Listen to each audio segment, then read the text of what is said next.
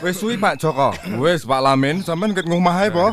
Iya, Pak Parji karo Pak Combe kuwi mah ya wis suwi. Ngomah Pak. Iya. Lah iki omahane bunder endi kok raneng? Ditunggu ae sik nyangkali wonge ngeterke Lin bojone. Lah ya wong jeneng wong kok iso bunder kuwi lho. Gek sing bunder kuwi apane kok? Lah ya wong kok sengah-sengah gawe jeneng suwe-suwe. Lah ya suwe-suwe kok ora ning perangane antarane wong karo pentol bakso. Karepmu padha-padha bundere kuwi apa, Pak? Lah iya toh. Aku milih nyang Lin didadar dikira ndok kuwi lho. Aku sing tak deni. Lek bunder apa ming jenenge lho, Pak. Lek wong eno ya lonjong lho. Wong teko. Buta dan tuli di dalam berkas yang berdebu. Lah, iki lah kok tamu wis ndacah kaya ngene lho. Iki sampun sami dangu apa? Wis, iki eneng perlu apa nek padha nyang mahku iki lho. Lah ya mang esuk manuk cemblek iki nylamberi sampiran ki ora karu-karuan tebane arep ning dayoh sakmene mbane. Iki langsung ae nder. Langsung anakmu Mega iki wis kok mantu no.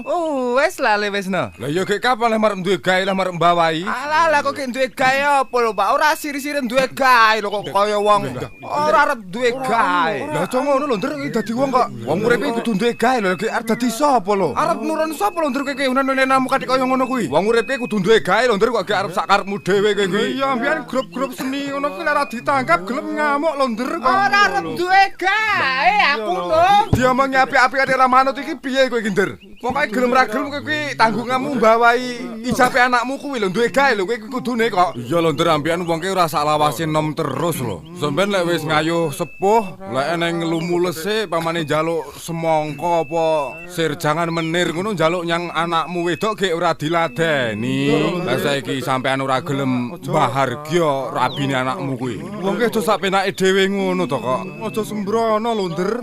Ngelingono sok mben pamane to aku tek sir bengkoang ngene iki. Ora arep goleke, Pak. Andak biyen aku ora kok duwe gaeni pamane anakmu ngono piye gan perasaanmu. Ya cara saiki no apa-apa kebutuhanmu diladeni nyang Elin kuwi. Ning somben lek wis ngayuh sepuh pamane tok jukukno bumbung kono mang. Iki jawabe jukuk dhewe, Pak. Ora arep jukuke. Andak rabiku biyen yo sepi jimpes ora kok duwe gaeni ae kok. Ambian sing tukang gawe woro-woro iklan barang kuwi ya wis ngenteni lho. Iya lho nder mumpung sing tukang gawe woro-woro iklan kuwi sik longgar. Lek wis sibuk ora kober ngegeke gek geton kowe. Ya ngono-ngono kuwi dipikir lho nder. Ya sampean Mas tulung aku geke woro-woro iklan arep duwe gawe. Ngapunten saiki wis ora usum woro-woro iklan Pak Bunder lek ngono piye sejale. Iki ya termasuk peringatan kanggo kabeh pendengar caranune. Mumpung saiki sik longgar sing tukang gawe woro-woro iklan padha duwe gawe lho. Sampeyan geton nek wis ora neng. Wong ki rasa lawase gremeng terus ngene iki lho. Lek wis duwe anak bojo gelem ora kober karo ale ngurusi anak bojone lho. Lah lek ngono carane dongane para pendengar kuwi ya elek lho. Aku ki padha ndongake ora iso rabi. Lho ya malah ora ngrepotke tangga teparo to. Lah ya kepepek lho Kang wong ki lek ora rabi. Lek ora berkembang biak ki piye? Lek wis ngayuh sepuh ki lho. Pamane sir jangan menir apa sir kon njukuke bumbung ngono ki sapa sing dikongkon? Wis pokoke gelem ora gelem kowe kudu duwe gawe iki nder. Pokoke wis tak goleke dinane Senin Pon malam Selasa Wage tanggal 5 malam 6 September. Iya pokoke tayub ya wis tak jawabke campur sari ya wis tak jawabke sampe tak kon rene. Nek nganti su tanggal kuwi wong-wong padha teko kene iki kowe suwung ora ning omah pokoke wis aja takon nder. Lah mbah aku no gelem ngrungani lho sok teko tebo lek ngene iki.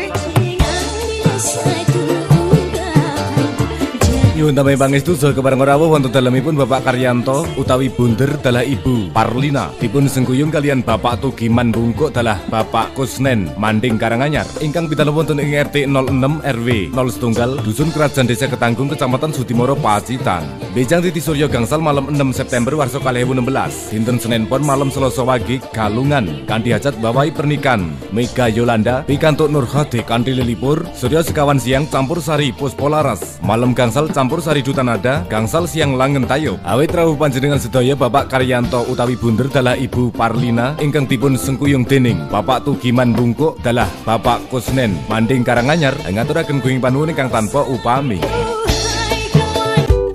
Hai pendengar, kami menerima pembuatan segala macam file audio. Hubungi kami di PIN BB D6E1AD48 atau WA 087 853 188 928. Kami siap melayani segala macam file audio seperti jingle radio, spot, splash, iklan radio, baik yang lucu, kocak, konyol, formal dan lain-lain. Promosi usaha, bisnis, apapun itu usahanya, bisa kami buat iklan sehingga mampu menarik pendengar dan pelanggan, baik secara simpel maupun humoris sesuai permintaan Anda. Kami juga bisa melayani pembuatan puisi untuk hadiah ulang tahun atau ungkapan perasaan Anda pada seseorang yang spesial, seperti puisi ulang tahun, puisi cinta, patah hati, atau yang lainnya. Kami juga menerima pembuatan narasi opening untuk acara live, ucapan ulang tahun romantis, dan lain-lain. Menerima pesanan audio efek, musik background drama, dan lain-lain. Transaksi via internet mudah. Hubungi kami di PIN BBM D6E1AD48 atau WA 087 853 188 928 atau Facebook GB Mustika. Terima kasih.